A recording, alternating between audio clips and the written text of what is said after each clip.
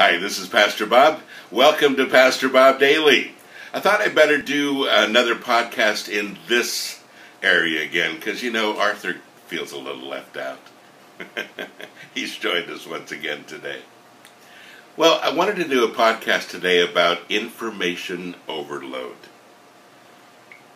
And this is an interesting thing. And I'm going to show my age for just a minute, if that's okay with you. When I was growing up, I remember when the family got a set of encyclopedias. It was a big deal. And I remember opening that up, and it just seemed like there was a whole world out there that I hadn't seen. And we used those encyclopedias the whole time that I was growing up. I studied out of them. I did research papers from them. It was a very, very good investment. And whenever I wanted to know something, I could go and pull out one of the books and look up information. And then I remember doing some work in the library. And the school library, although I went to a very small school, the school library was a pretty good size, and I used to be able to find information there as well. And then I remember college age going to a library and sitting down and finding even more research materials and just enjoying the reading and research in a library. This was all before computers. This is all before information. And today I can just take out my iPhone and I can begin to Google something, and instead of going to a library or going to, the encyclopedias in the house, I just Google it real fast and I have more than enough information on any subject I can think of. That's not always been true.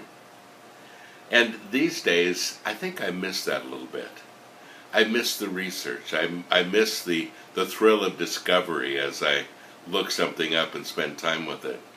And even though it's handy and it's kind of nice to Google something, I miss the time that I spent researching. Well, the information age has made us a little lazy in some areas.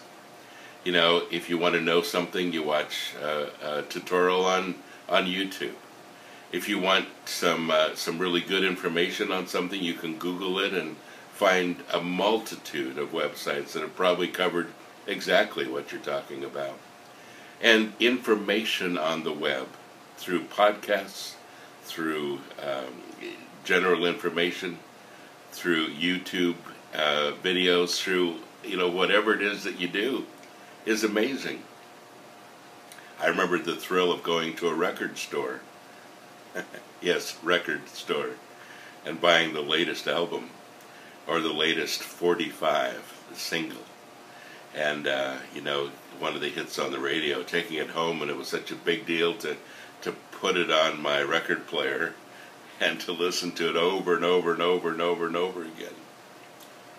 And I had a fairly good collection, but there was always another album that I wanted. And these days, again, on my iPhone, I have Rhapsody, which means I can listen to anything I want, anytime I want.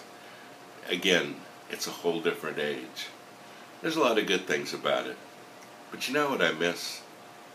I miss the silence of reading and research.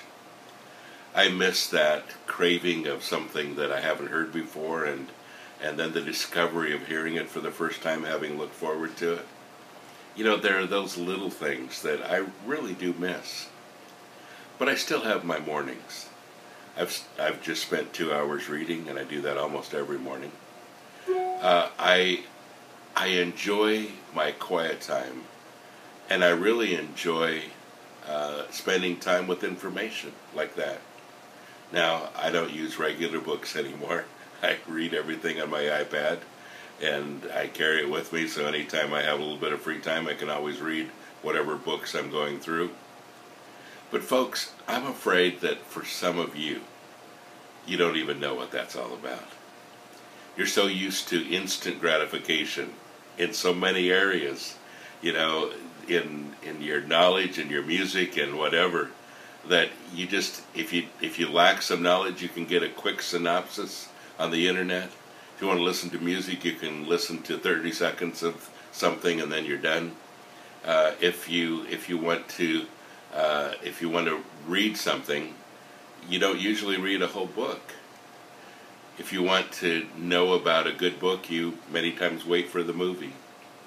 And I'm afraid that you don't understand what it is to spend quality time with your mind and your imagination working. And so let me challenge you. If you don't have any quiet time, any time that's special, any time that you just aren't on information overload, but you just spend time letting quality information get into your head, you need to do that. It's really important for you, and I hope that you'll begin. And for those of you that have done it in the past and you've forgotten how to do it, revisit that once again. You'll be glad you did. God bless you. Have a great day.